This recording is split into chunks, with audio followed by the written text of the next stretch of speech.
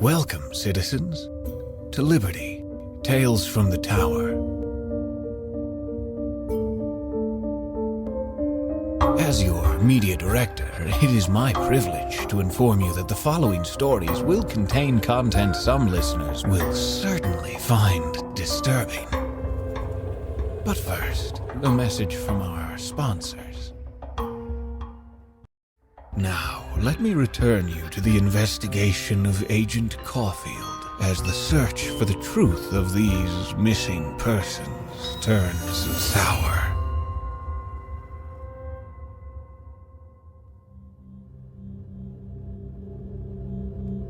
Agent Parsons has informed me that you do not require interrogation regarding the disappearance of Agent Gray. I believe otherwise. So, where would you like to begin, Agent Caulfield? Sir, this is a mistake. It has been 5 days. We need to start looking elsewhere. I've told Parsons and Freeman everything. Well, now you can tell me. Fine. Sir, Agent Gray and I went out to have drinks with Agent Parsons and Agent Freeman a little less than a month ago. We ended up discussing old cases, and I remembered the first missing persons case I ever worked, as an apprentice agent under Senior Agent Moritz during my first week in the department. I did not remember much, but I checked up on the case the next day when I got into the department. The video files were missing, all of them. Just like this interview will probably go missing. Are you saying you are going to make this interview disappear, Agent Caulfield? No, sir. But any and all videos related to the cases Gray and I have been investigating have disappeared. Gray, to what extent does your relationship expand beyond the professional realm, Agent Caulfield? It does not, sir. Not yet. Continue your recount, Agent. Yes, sir. I found the case, missing persons, missing video files, but with some old data papers and audio recordings. I did not think much of it, but Agent Gray looked into it more over the next few days. She found over 20 cases that fit a similar description. The cases we brought to you. The data we left with you, sir. Yes, I know, Agent Caulfield. I looked over it. While it was not grounds enough to involve the CDF, I sent out an information request to agents, fellow enforcers, and several other departments. I received no replies. Continue. Well, when we brought that information to you, Agent Gray and I had concluded that if another missing person was going to go missing, it was going to be in approximately 2 weeks. The date of that disappearance was 5 days ago. Sir, I believe Agent Gray has been abducted. So, you and Agent Gray believe that the citizens in these reports went missing on a schedule of approximately 1 abduction every 6 months. Is that correct? Yes, sir. You believe that they were abducted, not that these unrelated individuals with vastly different backgrounds, appearances, occupations, and social circles chose to disappear or went missing under unrelated circumstances? Yes, sir. Several of the cases have recorded witness statements, written or audio, with details recording a person approaching the now missing citizens. Those who disappear walk off with this unknown person and never return. I think this is the abductor. So, you are saying that the supposed victims just walked away with this alleged abductor? Yes, sir. Continue your account, Agent Caulfield. Agent Gray told me that she planned to go out the night of the abduction, or the night we thought the next abduction might be. If you believe this to be true, Agent Caulfield, why did you not go with her? Because we did not know where or when. Everything had been so random. She believed in the connections more than me. She saw them, but I believe now. I was exhausted. So many excuses. Did you speak with Agent Gray after your discussion about her going out the night of the expected disappearance? Yes, sir. Where did she plan on going? We spoke while she was out on her unofficial patrol. She was in District 7. What did you discuss, Agent Caulfield? She stopped some kids from vandalizing, intervened in a domestic dispute issue, saw some drunks. There was a music show that let out and crowds were around her for most of our conversation. She spoke about my cousin. We set a time to go out for drinks. This is the last you heard from Agent Gray? Yes, sir. When you came to me the day following her disappearance, you tried to show me something on your computer. Video, sir. But just like all the other videos related to these cases, sir, it disappeared. Did you delete the video, Agent Caulfield? No, sir. Tomorrow, Agent Caulfield, you will report for your normal shift and reassume your workload and regular assignments. Yes, sir, but, sir, is there going to be an official investigation? There already is. Agent Gray was an exemplary agent. Until she was missing for 32 hours, I was not able to file an active missing persons case or open an official investigation, though several agents started regardless. She was leading all other agents for advancement to senior agent, you included, Agent Caulfield. She deserves it, sir. Dismissed. That interview took place months ago now. The investigation into the disappearance of Agent Gray has gained no further evidence. Like so many other cases, the task of finding a friend and colleague was drowning under piling tasks. Eventually, the senior agent assigned to the case was given other reports, issues, and cases, and bit by bit, the tasks pushed Gray from his mind. My fellow agents avoided the topic like some hard stain, a failure too clean to exist. Nothing could be found. The videos were gone. Every second of security camera and CCTV recordings from the area where she was last seen were scoured. Yet, nothing. No trace evidence was found. Witnesses from the area had nothing of use. The location services on a hood existed up to a point, then simply did not exist at all. They even conducted an internal investigation into her personal life, examining her home computer, contacts, recreational locations. Me. They were searching for the possibility that Gray, having betrayed Atreus, having stolen the tapes and then fled out into the fringe. They found no evidence. I knew they never would. I walked a box into storage, that compassionate hall where dying things go to be laid to rest, where the shame of the department grows deeper and darker. Enforcer Shinko officially kept the case open, but spending time on a lost cause gets an agent's numbers down, so no one would choose to work it. I spent lunches at my desk, keeping hope alive with every desperate call to find a witness from that night. Enforcer Shinko didn't see the connection as strongly as I did, and he denied permission for me to call in past witnesses from past cases. Do not open old wounds, he said. It took some time, but I came to a conclusion I could not believe we had not made before. Everything that went missing, every video from the streets or the department, it was all attached to an intranet system meant to make our lives easier, more connected. If I recorded an interrogation or witness interview in one department, it became available to agents across departments. Easy coordination and cross-departmental communication. Advancement for us all. I decided, I don't really enjoy my job.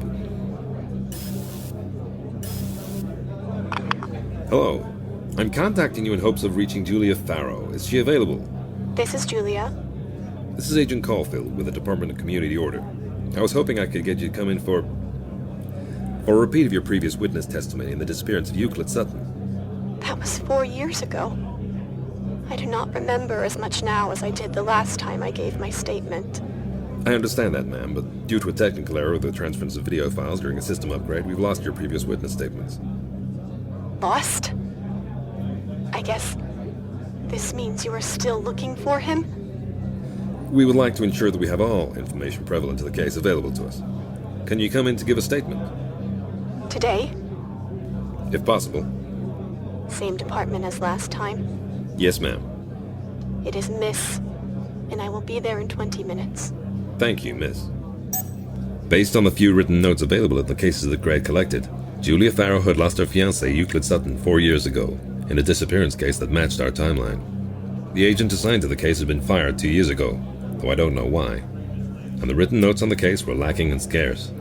He had several video files attached to the case file, all of which were missing. Citizen Farrow showed up slightly earlier than expected, and while her clothes were well pressed, and her hair perfectly aligned, her eyes were hollow and sunken. Had I not known better, I'd have thought she'd have worked here. Julia Farrow? Yes. You must be Agent Caulfield. Yes. Please follow me to the room where we will be conducting the interview. May I get you anything? No, I am fine. Thank you.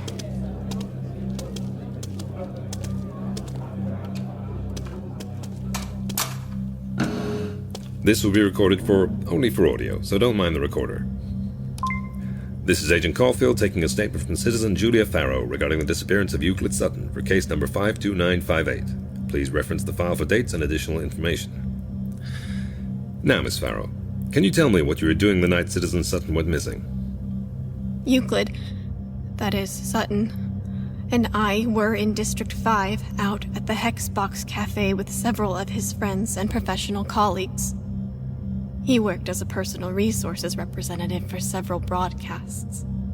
It is a nice job for nice people, and all of his co-workers were also his friends. It was a long night. I was so drained, but Euclid always had so much more energy than I did. I was practically falling asleep in my seat while the others laughed and laughed. Euclid had a great laugh. What was your relationship with Euclid, miss? We were engaged. Had been for about a month at that point. We had been together for about 2 years, and while we were engaged, we hadn't set a date yet. We always thought we had time. It was dark when we left the cafe, and I was nearly asleep on my feet walking back to our apartment. We did not live far, and the temperature was so nice, a little colder and fresher than the air in the cafe.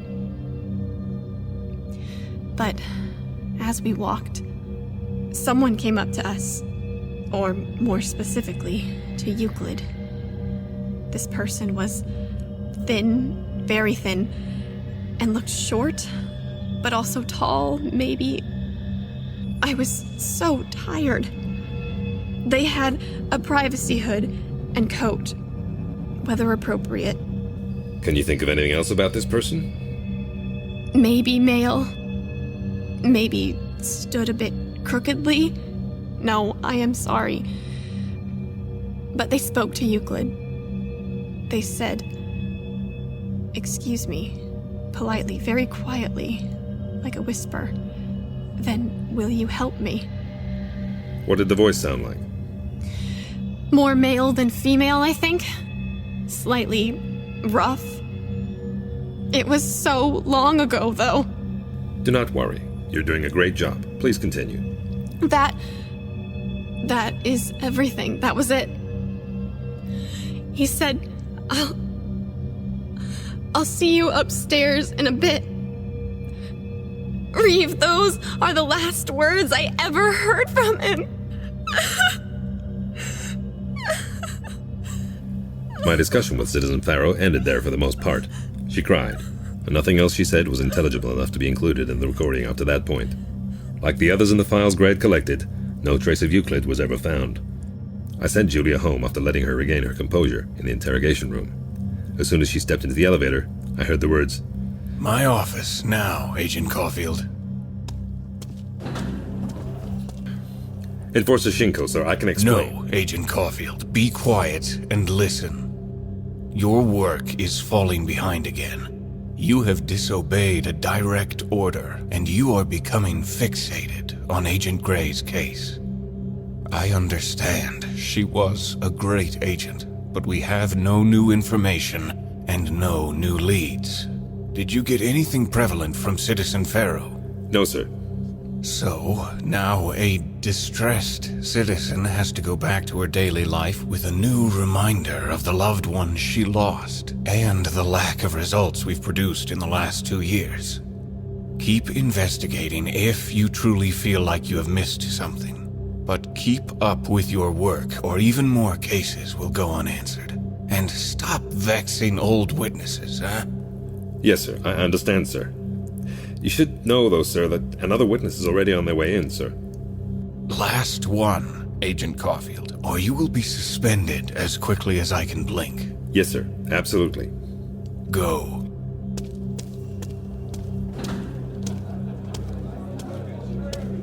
May I help you? I was told this was Agent Caulfield's desk? Are you Marius Malin? Yes, we spoke earlier. Yes, thank you for coming in, Citizen Malin. Please, follow me to a room where we can talk with the recorder. May I get you anything? I just had lunch. I'm fine.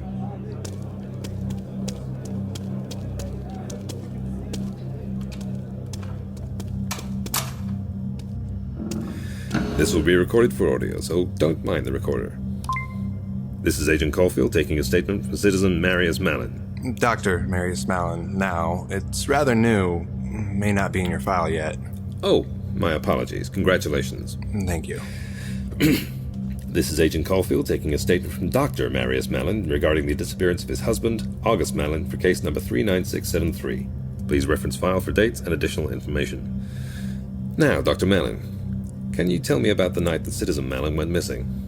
August and I had been out at a seminar. Were you still studying at the time of his disappearance? No, but August was interested in the newest advancements in geological mapping, since he was a structural engineer for the mines. And we decided to make a date out of it. We went out to eat beforehand, then to the seminar.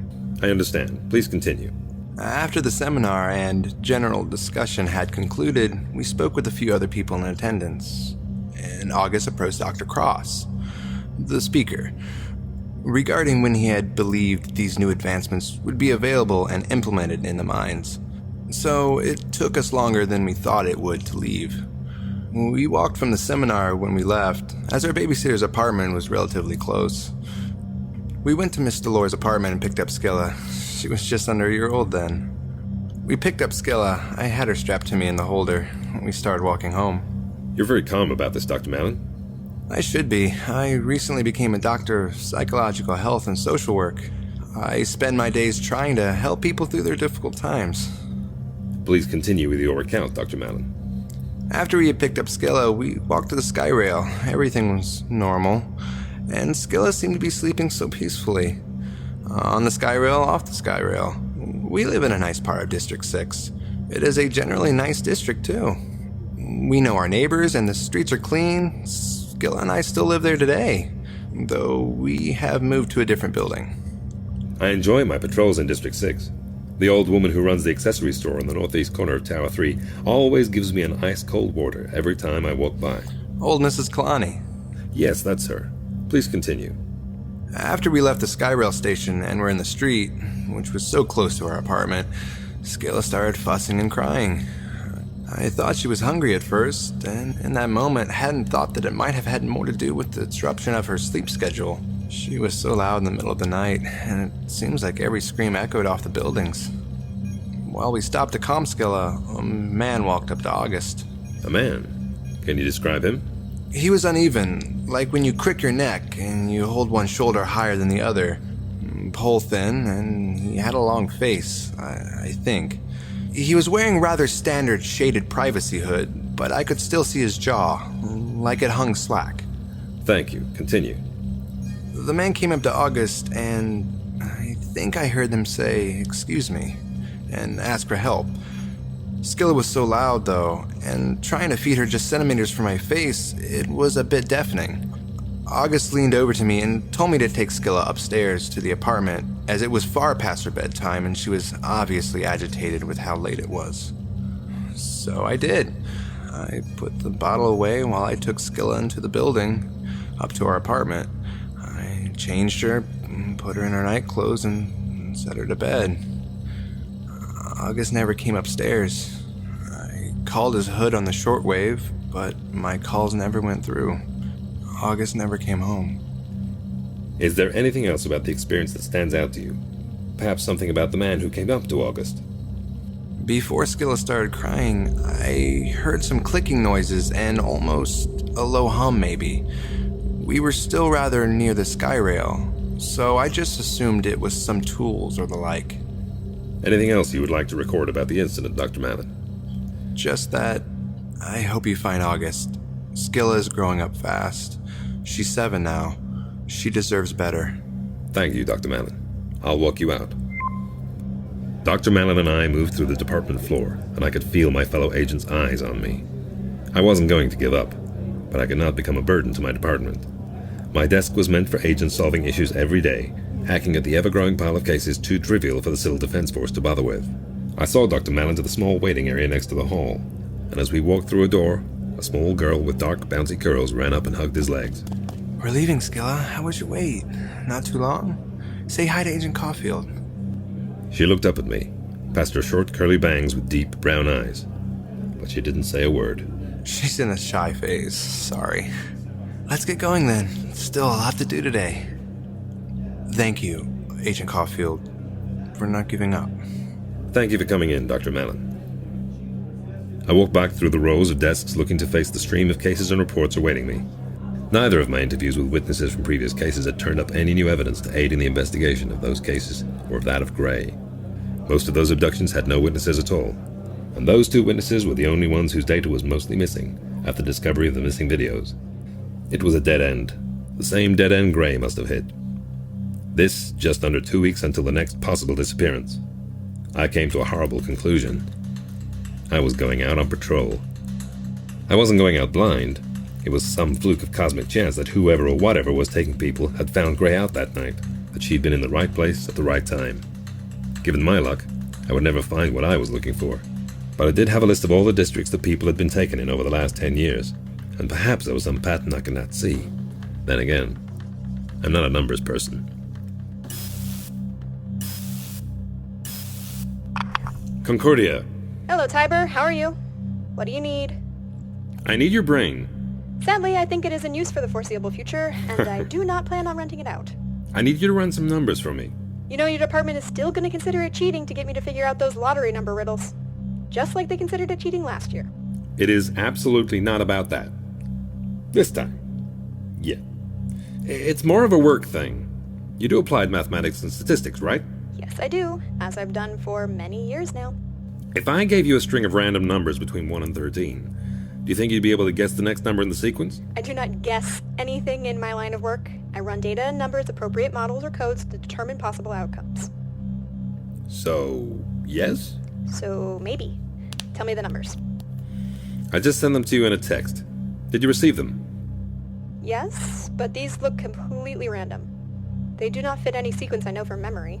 Could you do some computer stuff on them? Really? Some computer stuff? Yes, please, Concordia. A please? What is wrong? What is this, cuz? They're district numbers, from cases I'm working. I'm hoping that if you can predict the next number in the sequence, we will know where to look for the next crime. I can try, but I don't make any promises. Do you have any more information on the numbers? If it was a random string of numbers, it probably came from a generator. Do you know the starting seed, or which random generator is being used? I do not know the answers to those questions, or what those questions mean. Understood.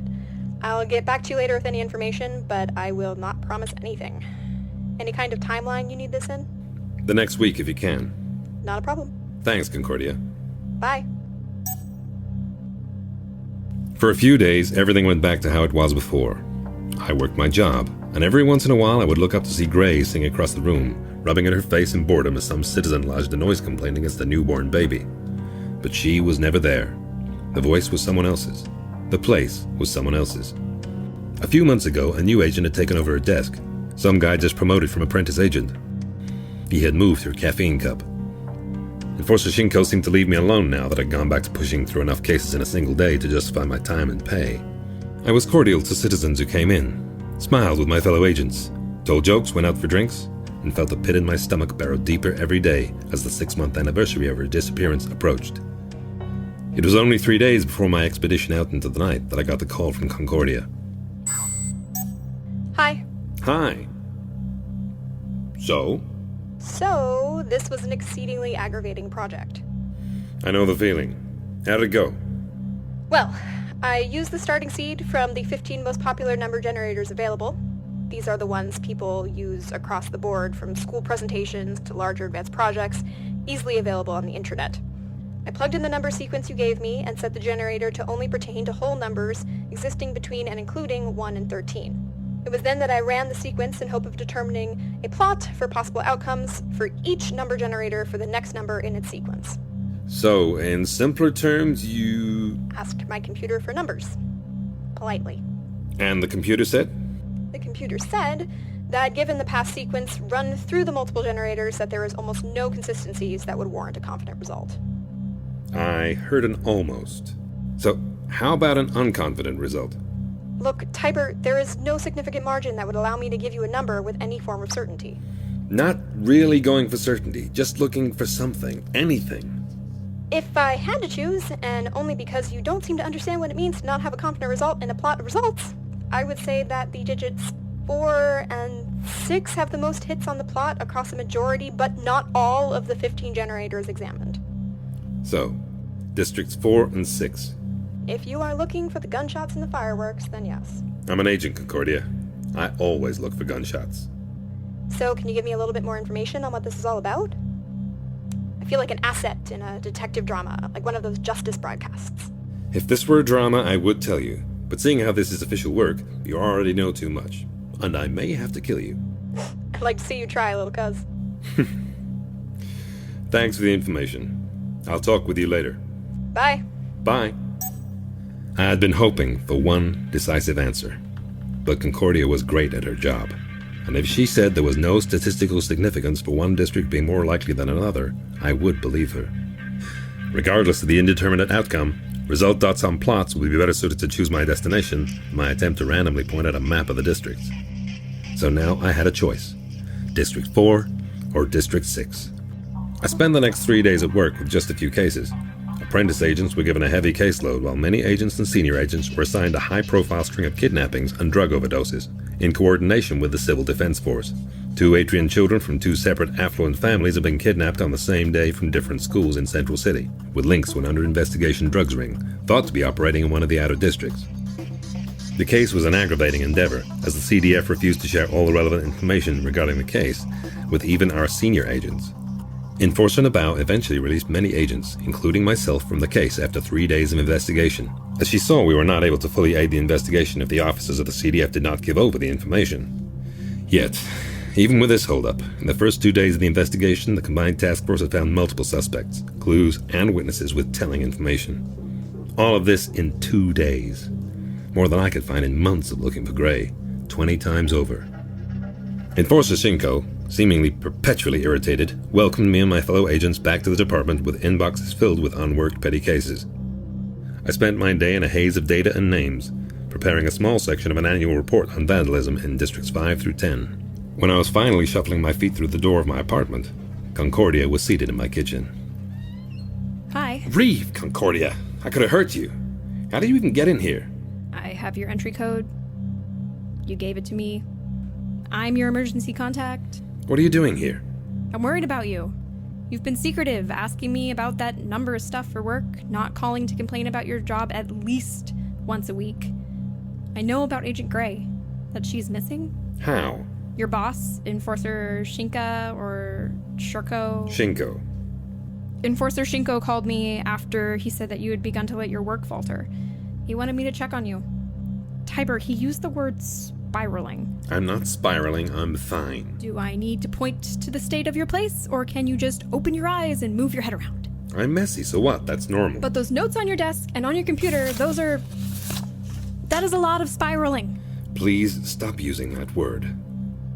I know what you are planning on doing tonight. Can I convince you not to? Because you'll think I'll disappear, or because you think I'll be wasting my time? Because I'm afraid of what this obsession is doing to your mind. Do you have anything important to tell me? Otherwise, I'm leaving. Concordia left. She looked hurt, upset. I decided on District 4. District 4 was chilly.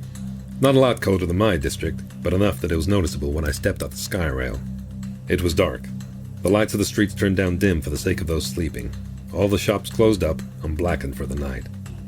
As I wandered the streets of District 4, circling building after building, I slowly lost confidence in what I was hoping for. Not even the numbers were truly on my side. As the hours passed in District 4, I only saw a few people wandering the streets. Mostly young couples and groups of friends out for drinks, or coming home from clubs roamed from one building to the next, dropping off members of their respective groups in their respective homes. The hour grew later and later. At one point I sat on a bench and could feel sleep creeping up behind my eyes before a sky rail passed over me with a burst of blustered cold air. Standing, I walked on. It was not as late as it had been when Gray and I had spoken, as it had been when she had disappeared. My mind operated automatically, and between its wish to sit down and my wish to search on, I walked onto the sky rail, headed for District 7. If 4 was a bust, maybe 7 would have better results. I watched the city move below me as the train rounded past buildings. Single lights become strands of movement in my drooping eyes. We will soon be arriving at Station 5, District 7. Please disembark at Station 5 to access the Geneva Music Hall and Auditorium. the Decima Sculpture Garden, and the District 7 Commerce Center. The crackle of the announcement pushed me back into the waking world. I stood up from my seat and walked to the door. In the distance and coming ever nearer, the train station glowed. White lights illuminating platform, timetables, and tired, hopeful citizens waiting for their ride home. I leaned as the train came to a stop, and the air pushed in through the sliding doors. We have arrived at Station 5 in District 7. Please disembark. This train is scheduled for routine maintenance. Thank you for using the SkyRail system, and remember, Reeve endures.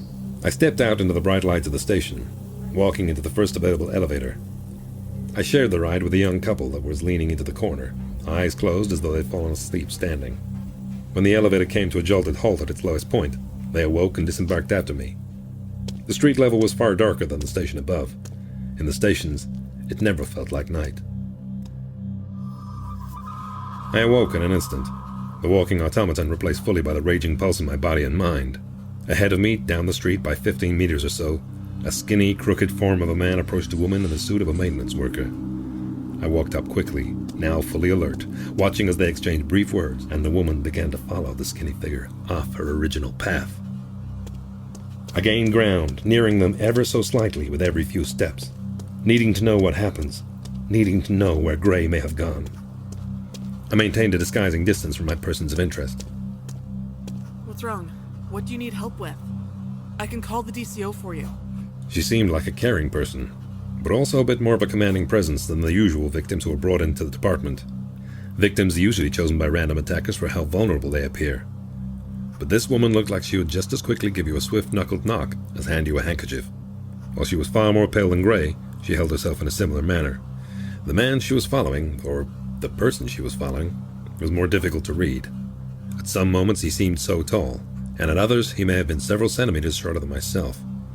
His coat covered him completely, not in uncommon fashion, and his privacy hood was fully opaque, obscuring almost the entire head. There was so little to work with. Following discreetly, I noticed them crossing the street, walking behind the massive pillars suspending part of the SkyRail track hundreds of feet above. I waited for them to reach the other side of the street, but they never reappeared from behind the support. Rushing forward, I saw the metal hatch leading down to the substructure swung ajar. I hesitated only for a brief moment before I descended. I'm going to leave. If you need help, tell me now how I can help. Otherwise, I will leave and call the DCO. I'm going to leave. You will help. It is confirmed. No, I'm sorry. I'm not. This has gone too far. In that moment, the woman turned around and met my eyes. I was several meters down the poorly lit hall, but once she saw me, I put my finger to my lips and pointed at my coat's DCO patch. Another time, sir. You will help. Let go of me! You will help. She struggled against his grip, striking him rather violently within the small confines of the tunnel. When I approached, I saw what had made her scream, and recoiled a moment myself. What gripped her arm was only the semblance of a hand, an arm. Bending where the lower arm would appear to have been, it was disjointed, pivoting, and slithered. The hand attached to its end was taut with thin skin stretched over pale silvered bone. Wrapped around the woman's arm, curled fingers of varying lengths and tones, some bloated blue with rot, skin stapled to skin, secured by a mix of melted metals. Regaining my grounding, I rushed forward, removing and extending the security baton from my belt. With the full extent of motion available in the tunnel, I crashed the metal down upon the abductor's shoulder. The woman took the opportunity to free herself from its currently weakened grip. Retracting its arm in on itself, stitched fingers folded into its palm, it fled further down into the obscurity of the substructure below. Ma'am, are you okay? I'm fine. What was that thing? Ma'am, get out of here. Go to the nearest Department of Civil Order. Demand to see Enforcer Shinko. Tell him everything. What? Who? Enforcer Shinko. Ask for him. Say Agent Caulfield sent you. Go! He's getting away. She ran past me and back into the streets above. I turned to the passage, staring into the black, and followed ever further down the tunnel before me. I love Concordia. Every year for my birthday she gets me gifts she knows I will need, but which I would never think to purchase myself. I did not know shaving cream was a thing until I was about 23. Thanks for that, Concordia. The self-stirring caffeine mug she got me when I turned 18 is still sitting in my kitchen cabinet, awaiting its daily morning ritual. I pulled up my hood, and with the wave of a hand I turned on the low-light visual aid attachment that had been given to me for my last birthday. and felt a short wave of regret, recalling our last encounter. Regret was overtaken by adrenaline as I heard the screech of metal upon metal in the cavern ahead. Still many meters from where the sound came from, I rushed forward through the hall, trying to keep my eyes on the target before I lost into the maze beneath the city. A door, far from being well maintained, screamed with protest and neglect with every centimeter it opened. Behind it stretched another hall, further into the depths beneath the city. Around a distant corner, I caught a coattail disappear. I chased on. Several minutes into the hall, a large grate, over a meter in height and width, hung loosely from its supports, swinging with a creak. I lifted it away and pulled myself into the passage, perhaps a meter off the ground. If I had the job of the woman I'd sent away, I'd have probably known what I was looking at. I made a guess that it was some kind of emergency pressure release for an old mine from decades or even centuries ago, but did not think on it much longer as the stench overcame my breathing. I had no point of reference for what the smell could be. It was a warm, sweet, and pungent odor that stuck to the back of my throat and clung to my nostrils in warning. Crouching through the small passage, I forced myself onward, throwing my unarmed hand up to fend off the most putrid, moist air. The closer I came to the upcoming beam of dull light, the greater the stench grew, and the more I could make out in the echoes of the tunnel. A low moan, popping and grinding, seemed audible the closer I hurried, and a rhythmic clicking snapped at my eardrums. Assaulted by my senses, I was disoriented but aware. The barrage should have warded me away, but as I redoubled my efforts, I pulled onwards into the room ahead. Reeve! What faced me as I emerged was a room akin to countless nightmares, unfit to hold presence in the shining, sleeping city that lay above. No matter how far down into the world these tunnels burrowed, nowhere was deep enough to suffer the existence of such a place. Carelessly placed about the room in undefined rows sat small tubes and larger flat-topped glass tanks, a layer of dust and grime encrusted about every surface. I could not make out what was in most of the containers, but a few became known to me through quick and terrifying realization. There, floating in a tank mere steps from where I had lowered myself into the surrounding misery, was a heart, piped and wired as it bobbed gently in an awful yellowing liquid. In a prompt response, I buckled over and proceeded to vomit. I was not prepared to face this. I had thought my search would lead nowhere. A nearby clamor alerted me, and I bolted back up, wiping my face and stumbling to the next table. There, a hand floated, fingers brushing the bottom of its glass, and amongst the wires and pipes where the wrist would have been, it brandished an eyeball. The bloodshot, misplaced organ stared up at me, and with a synchronized twitch of a finger, it blinked. The skin around the eye pulled over, trying to moisten the eye with skin from somewhere else.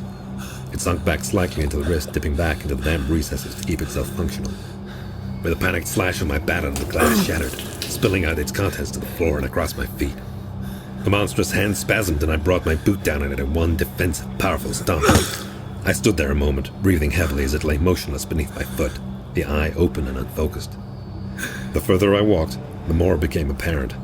Medical trays with caked-on stains hosted an array of organs, some of which I recognized, others which I had never seen before. Each organ was fitted with an array of different mechanisms outside my realm of education. On one particular table, displayed as though in recent use, an arrangement of hearts were attached to separated limbs, including arms and intestines, each living and beating, but functioning under no control. Disembodied and useless, yet alive. I proceeded with the utmost caution and disgust deeper into the madhouse. Along the back wall, the tallest tanks rose wide and cylindrical to the ceiling. Before my widened, terrified stare, the stitched torso of a woman with a familiar face floated. Gray. Her usually sneering, lively face sat blank with no sign of sleep, no sign of thought. The torso before me was limbless, large areas of skin sewn unskillfully back together as tubes ran to and from her grievous wounds.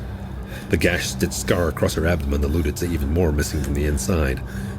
From as much as I could see through the dirty glass, her head looked undamaged but for the wires that pierced into her left temple. I leaned forward, touching the glass. I should have believed you, Gray. I should have gone with you. You were right. Fuck, you were always right. I'm so sorry. I struck my fist against the glass, staring down at the blackened, filth-ridden floor. I'm so sorry. I'm so sorry. My fist struck the glass again, and the gray that remained before me jolted into action, thrashing in the liquids of the tank, disturbing the tubing and the pipes, pushing thick, yellowing liquid over the metal-grated top of the tank. Her eyes flew open in her struggle, revealing black, empty sockets beneath a furrowed brow. Horrified, I fell back to the ground as blood leaked from her wounds and clouded the tank, the view of her becoming darker and darker the harder she thrashed. Above me stood that man, The assaulter, abductor, and monster I'd forgotten in my shock. He was poised to strike me when I had fallen, and his pole struck the massive tank in my stead. It did nothing to damage the grimy, thick glass. My baton arm supported my weight as I reached forward, yanking my assaulter's coat down towards me on the floor. From where I had expected a man to fall, instead poured out a multitude of gory creations. The head of the thing clapped to the floor with a wet slap and skidded away. Pulled by fingers upon fingers of spiny constructed legs, its dripping jaw hanging slack. From the torso and arms came rusted metal's creaking cries as pieces of itself unraveled, flesh and metal tendrils before slithering away into the darker parts of the room. Its legs stood a moment before toppling over. One lay lifeless as the other dragged itself away, with a line of stinking ichor trailing behind. From around the room, screeching cries rang out as I bolted for the exit. Knocking over jars and vials as I ran, I stumbled with shaky hands to remove my projectile stun gun from its holster. As I drew it out, I leapt and grasped up into the passage through which I had arrived in the cursed hall. Turning to pull my legs up, I saw something crawling toward me. Its mass silhouetted as parts of it began to unfurl.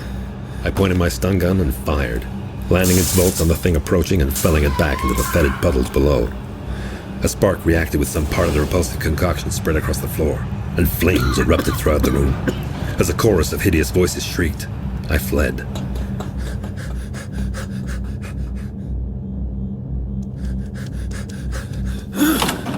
Slow down, Agent Caulfield. I'd not stopped running until I made it back to the department. Enforcer Shinko is in the interrogation room with Citizen McKenny, the woman who said you had sent her here. I'd rushed in like a crazy person, panting and demanding to see Enforcer Shinko. I apologize, Enforcer about, but I must speak with him. The horrors did not leave me as I fled. They stayed with me as I closed my eyes. Agent, I believe you may be in shock. I could still smell it in my breath, taste the air in my throat. The department has help available for agents.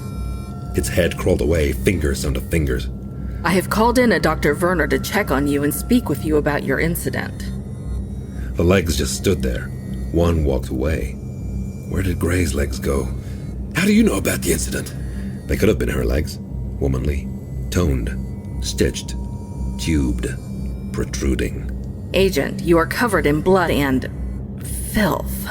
Was she alive? Was she still in there? Had I burned her, boiled her? Can I shower while I wait? I could feel it in my hair, drops slipping down behind my ear. Yes, the techs already took samples. Go shower, Agent Caulfield. Agent Morgans will find you a fresh set of clothes.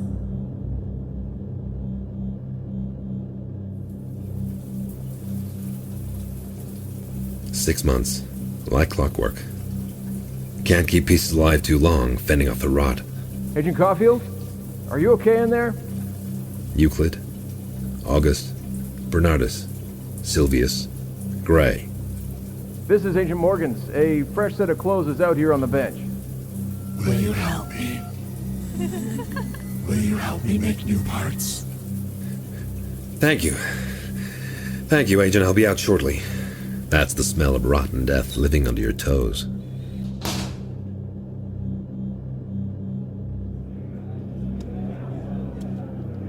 Agent Caulfield, will you join me in the interrogation room?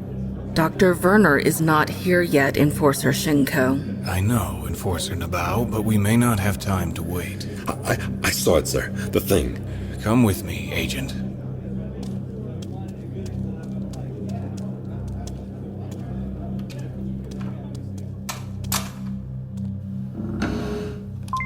Citizen McKenny ran to the station over an hour and a half ago. I told her to run, to go, to ask for you. She did. She had a lot to say. What are you going to say, Agent Caulfield? We have to go down there, with guns and CDF. It needs to die. It needs to die, sir. What did you find, Agent Caulfield? Gray. Excuse me? Gray. I found Gray. I found her. And she was floating with no arms or legs. It took her eyes. It took her eyes, boss. You located a DCO agent that had been missing for months. You found Agent Gray, dead, under the city? I don't know. I don't know if she was dead, but she was there. She opened her eyes. She was alive? You said she had no eyes. Fine, you fucker. She opened her eyelids and they were gone. Gone! And she had this scar across her abdomen like other bits inside were taken out. She started knocking about. floating in that tank. She was moving, but she had to be dead, right? She must have been dead. Is that all you found? We need to get down there and kill it. What, Agent Caulfield? What? That parts of people, sir. All the parts of people crawling around on their own with metal in them. All the pieces of people that made that monster. The man with the sewn skin hand, Citizen McKenny reported. Yes, sir, but it's not a man. It's parts of a man, dressed up like one, stacked up like on... One moment, Agent Caulfield. Yes, who is this? Huh? And what does it say? And the evidence that was not blood? I understand. When will the data from his privacy hood be available? Damaged. Understood. Thank you. Do you think you would be able to guide a team down into the tunnels to where your encounter took place, Agent Caulfield? Yes. Yes, I can. Give me a gun. I can bring us down there. You have to understand, Agent Caulfield, we would not bring someone under so much stress as you in a normal situation. But those tunnels are a maze. You will not be given a gun. You will lead a team from the back, and if any form of attack begins, you will retreat behind cover. Do you understand? Yes, sir. Based on the evidence found in your clothes and treads, as well as the statement given by both you and Citizen McKenny in reference to the case data collected by Agent Gray and yourself, I will be calling in the CDF to lead a team into the substructure. You will be assigned with them. When? Now. Enforcer Nabao has arranged it. Are you sure you are up to this, Agent? I'm not sure, sir, but I need to know. Come in. The CDF task force is at the designated substructure entrance and is awaiting you and Agent Caulfield, sir. Thank you, Agent Morgans. Ready, Agent Caulfield?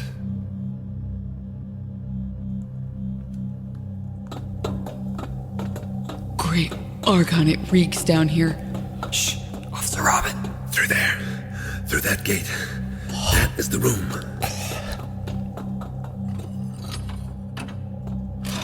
Everyone stay in line. Agent Caulfield, get behind me.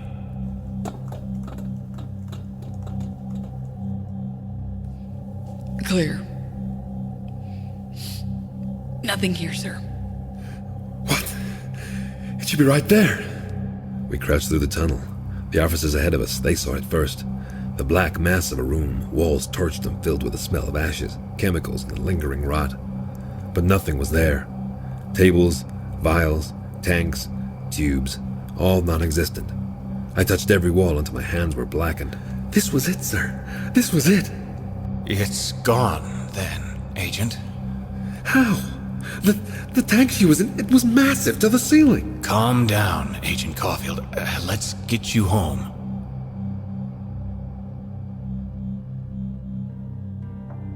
I was placed on an indeterminate amount of leave, based on the professional discretion of Dr. Werner. I met with him once every 3 days, and I spent a lot of nights on Concordia's large sofa. She insisted. She was worried. Days would go by. Hey, I'm leaving for work. Remember, you have an appointment with Dr. Werner tomorrow? And do some laundry, please. I kept broadcasts on, one news channel, then the next. Vandalism, drugs, murder, assault, perjury. I saw the city keep moving in the wrong direction. Hey, I am leaving for work. Do not forget you have an appointment with Werner today. Seldom leaving her apartment, my trips to Dr. Werner's would take hours. Hey, I'm leaving for work. There's warm caffeine in the kitchen. We can talk about your meeting later tonight if you would like. One day, I got a call from Enforcer Shinko just before lunch. This is Agent Caulfield. This is Enforcer Shinko. I thought you would be interested to know that the tech team was able to pull some information off of your privacy hood. The originals were pretty much destroyed, but they sent over some reconstructed files. Have you looked at any of the files yet, sir? Yes, Agent. What did you find, sir? All of the audiovisual files are non-operational.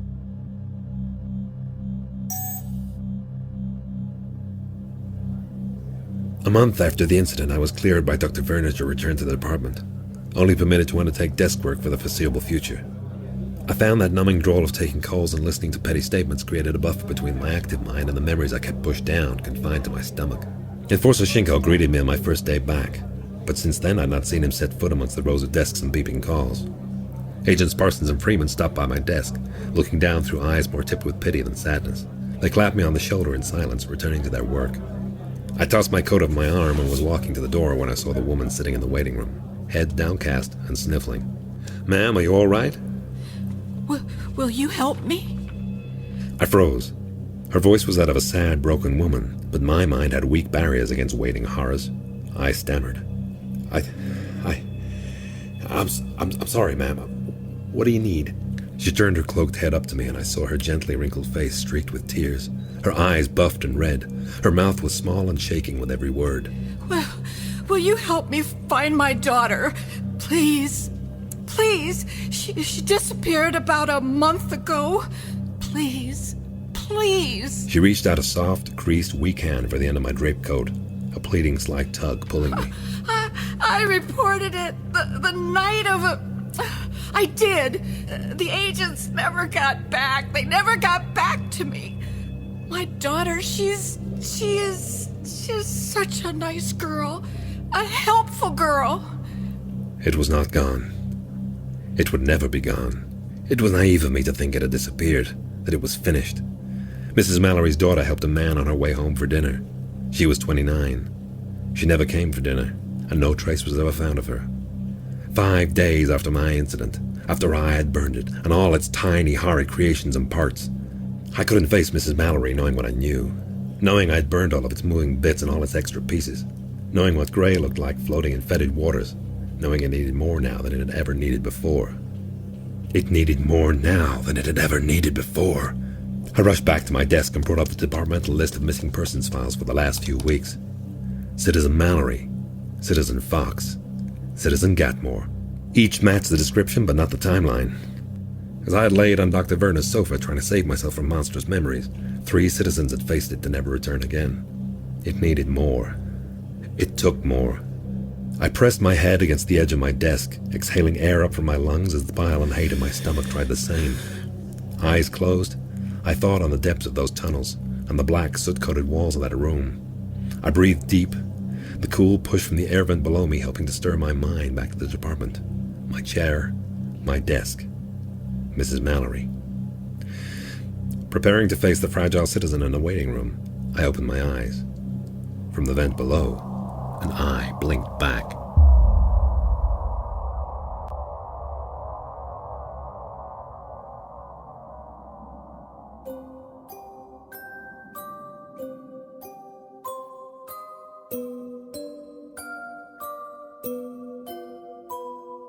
Thank you for listening to the Liberty Podcast, Tales from the Tower.